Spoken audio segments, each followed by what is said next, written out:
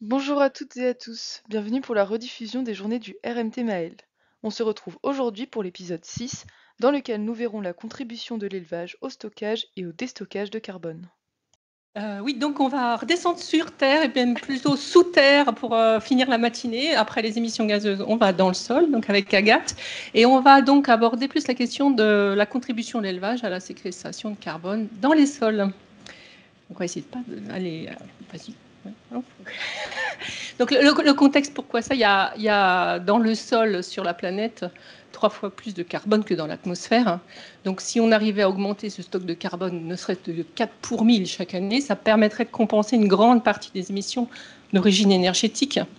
Et donc, on voit que c'est un levier important, d'où l'initiative 4 pour 1000, d'où son intégration ensuite dans les politiques publiques. Et par exemple, ici, vous voyez sur la stratégie nationale bas carbone qui vous a été présentée, une fois qu'on aurait réduit au maximum les émissions en France, tous secteurs confondus, on n'arrivera jamais à... On arrive à une certaine incompressibilité des gestes. Et donc, ces gestes-là pourraient être quand même compensés donc, par notamment le secteur forêt, agriculture, hein, pour arriver à la neutralité. Voilà. Et donc, c'est l'objectif d'ici 2050, donc d'arrêter de déstocker le carbone depuis les sols agricoles et de doubler les puits de carbone pour justement compenser. Et donc, on va revenir aujourd'hui un petit peu sur donc, en quoi notre activité d'élevage, tout secteur confondu, elle est favorable ou pas finalement à ce stock et au stockage de carbone dans les sols. Voilà. Petite définition pour ceux qui ne sont pas plein là-dedans. Donc, il y a le stock de carbone, ça c'est le capital. Et après, il y a l'évolution de stocks, donc c'est du stockage ou du déstockage. Voilà. Donc, ça se calcule sur une certaine profondeur. Tous les résultats qu'on vous présente là, ils sont sur l'horizon superficiel, c'est-à-dire l'horizon de la bourre, 0, 50 ou 30 cm de sol. Donc, en fait, le stockage, c'est quoi? Ici, par exemple, vous voyez, on a une parcelle. Au départ, on a un stock ici c'est le capital qu'on a dans la parcelle. Et puis, il évolue au cours du temps avec une certaine conduite. Par exemple, on est en culture, on est en train de baisser nos stocks. Au bout d'un moment, on en a moins. Donc, la pente ici, elle est négative. C'est du déstockage de carbone. Et puis, l'agriculteur ayant pris conscience de ça, il change de conduite, pof, il met en place une technique B à partir de ce moment-là, et il va aller sur la trajectoire haute, voilà. Et dans ce cas-là, on va améliorer le stock de carbone, on va être en positif, on va être une partie stockante, et donc on peut définir un stockage additionnel, c'est-à-dire que ça, c'était la tendance, le tendanciel, s'il n'avait rien fait en moyenne, mais le bon agriculteur, il a changé de conduite, pof, et donc, il vient de rajouter un stockage additionnel et tout va aller mieux pour sa parcelle. Donc, dans les travaux du RMT, il y a ces deux notions qui sont intégrées. Donc, à la fois du stockage tendanciel et une partie de stockage additionnel. Et au niveau de ce qui a été intégré, donc le stockage tendanciel, il a été chiffré de deux façons, soit à partir des valeurs qui sont intégrées dans la base Agribalise de la dernière version 3.11. Voilà. Donc on voit que les cultures, donc toutes les surfaces en culture et prairies temporaires, elles sont affectées d'un déstockage de carbone. Les prairies permanentes, elles stockent à 110.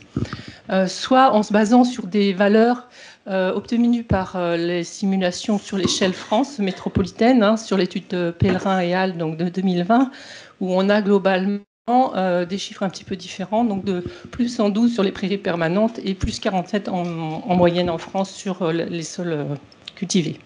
Voilà, donc on va l'estimer des deux façons pour les résultats qu'on va vous présenter.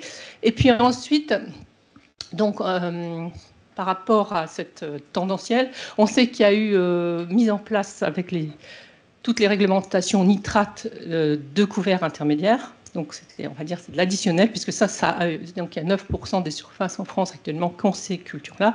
Et donc, on peut rajouter cet additionnel-là, et donc qui est compté à rigueur de 126 kg de carbone par hectare et par an. Voilà. Agathe va vous présenter ce que ça donne pour l'alimentation. Donc là, vous avez les résultats sur les différentes filières d'élevage. Donc, avec une étoile, en fait, c'est les résultats avec la méthode Agribalise. Et à droite des graphes, avec 2 étoiles, c'est la méthode avec Pèlerin. Donc, on voit que pour les filières monogastriques, avec la méthode Agribalise, on a un déstockage de carbone. Alors que pour les filières de ruminants, le bilan est positif. Ça veut dire que les ruminants stockent davantage de carbone qu'ils n'en déstockent. Et ça s'explique par la valorisation des prairies permanentes dans leur alimentation. Quand on utilise la méthode de Pèlerin, on voit qu'on a un stockage de carbone, un bilan qui est positif pour toutes les filières, donc que ce soit les monogastriques ou les bovins. On voit cependant qu'on a une différence de facteur 10 entre les deux approches, parce qu'on arrive à 2268 kilotonnes, c'est en kilotonnes, je n'avais pas précisé, de carbone stocké. Et donc si on fait la synthèse en fait au niveau de toutes les filières d'élevage, en fait le bilan est globalement positif. Donc ça veut dire que les surfaces qui sont utilisées pour l'alimentation des animaux d'élevage stockent davantage de carbone. Par contre, quand on passe à l'échelle France, donc là quand on intègre les surfaces qui sont utilisées pour l'alimentation humaine directement, on a un bilan qui est négatif pour l'approche Agribalise.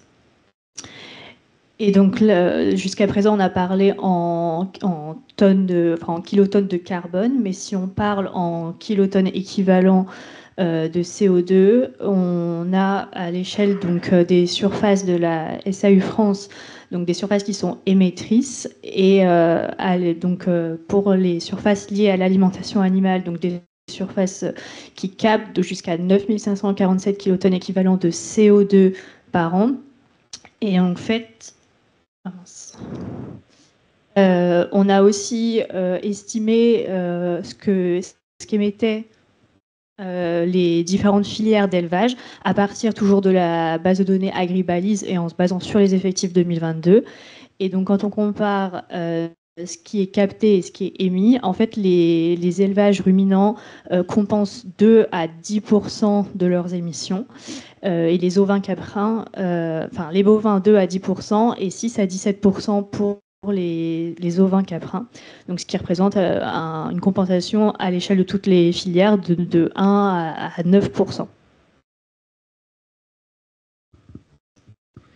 Merci. On voit donc effectivement que les évaluations, elles sont les fourchettes. On a une idée de fourchette, voilà. On voit que ça peut être différent en fait selon les valeurs qu'on utilise. Juste, je voulais vous présenter ici quelques résultats récents issus de l'Observatoire Carbone, donc sur 78 parcelles ici, situées beaucoup sur l'ouest ici, donc pour 83% qui viennent des parcelles des fermes XP, Farm XP, donc sur lesquelles on a un historique de suivi des matières organiques dans les sols.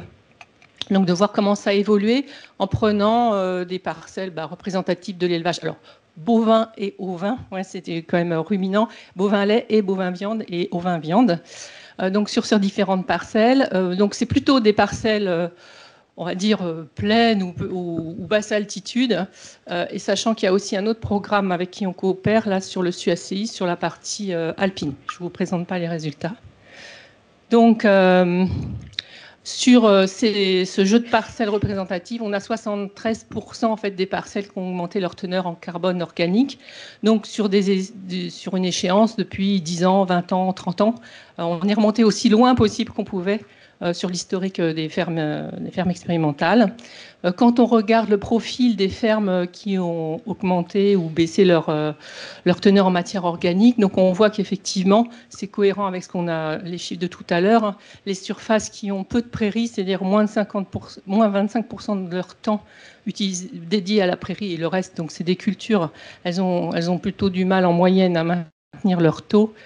Celles qui ont de 25, 50 à 75% du temps maintiennent et même augmentent leur taux, et celles qui sont plus de 75% du temps en prairie, donc notamment des prairies permanentes, augmentent leur taux de matière organique. Donc on retrouve cette graduation présentée tout à l'heure sur les chiffres.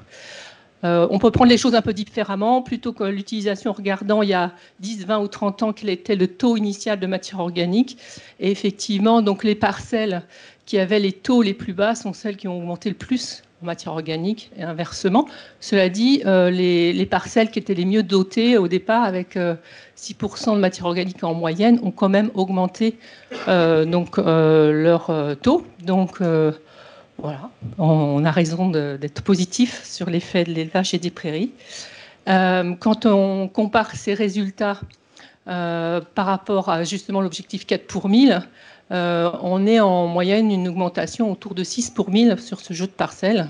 Donc, ce qui est tout à fait en cohérent d'abord avec les objectifs internationaux et deuxièmement avec ce qui a été produit dans le cadre de l'étude Pèlerin 4 pour 1000 avec des cartes ici donc sur l'ouest, effectivement, c'est la partie culture et prairies temporaires ici ou les prairies permanentes qui sont moins représentées.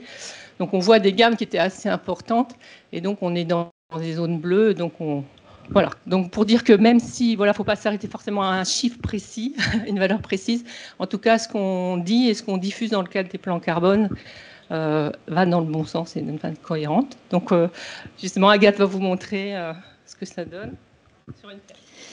Oui, pour ma part, je voulais vous partager des réflexions qu'on a avec des éleveurs directement sur les questions d'empreinte carbone et de stockage carbone. Donc là, en fait, je vais vous parler d'un projet européen qui s'appelle Clean Farm, dans lequel on a 8 exploitations laitières bretonnes qui sont engagées et qui ont fait leur bilan carbone, donc 2 en fait, pour évaluer l'évolution entre ces 2 bilans. Et donc, je vous ai pris l'exemple d'une des exploitations qui est un peu particulière, qui est complètement herbagère dans le sud du Finistère. Donc, en fait, on voit qu'elle a une SAU de 81,7 hectares et que c'est 100% de la prairie permanente.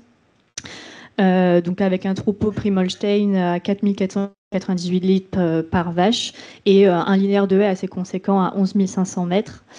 Donc en fait, ce que je veux vous partager comme réflexion à partir de cette exploitation, c'est que avec l'outil Cap2ER actuellement, en fait, le stockage qui est pris en compte, c'est le stockage des prairies permanentes, des haies et des rotations.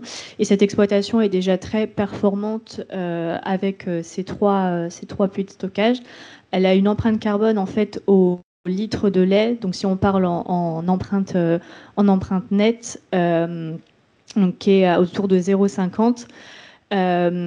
Et en fait, si on va un peu plus loin que la méthode Cap2ER actuellement, qu'on inclut des méthodes qui sont aujourd'hui encore en phase de test, donc comme l'albédo et la production d'énergie. Donc en fait, on substitue, on convertit, donc que ce soit la lumière réfléchie ou la production d'énergie par le bois, on peut convertir ça en équivalent CO2 évité. Et ben, si on va un peu plus loin dans cette méthodologie-là, on pourrait se rapprocher d'une empreinte carbone. Dans cet exemple-là, on arriverait à 0,27 avec la méthode Agribalise et à 0,19 kg équivalent de CO2 par litre de lait. Donc voilà, c'est pour vous partager des réflexions qu'on a sur le stockage de carbone et la façon dont c'est pris en compte aujourd'hui. Je laisse Hélène terminer sur les messages clés. Voilà. Donc même si le stockage évolue de carbone, ça évolue doucement dans les parcelles, ça évolue, on vous a montré sous l'effet des conduites agricoles, donc l'élevage est positif, mais aussi du climat. Voilà. On retiendra de l'exposé que les calculs là, qui ont été réalisés dans le cadre du RMT montrent l'intérêt de ces surfaces gérées, pour l'élevage, on va dire, ou en France, puisqu'il est globalement stockant, alors que la SAU moyenne en France, culture comprise, est plutôt déstockante. Ces tendances globales, elles sont confirmées par les observations qu'on peut faire dans les parcelles gérées par l'élevage, dans des parcelles gérées durablement, on va dire. Voilà. Cela dit, effectivement, ce stockage de carbone, ça compense qu'une partie des émissions de gaz à effet de serre. Par contre, c'est aussi intéressant pour la fertilité du sol et pour l'avenir.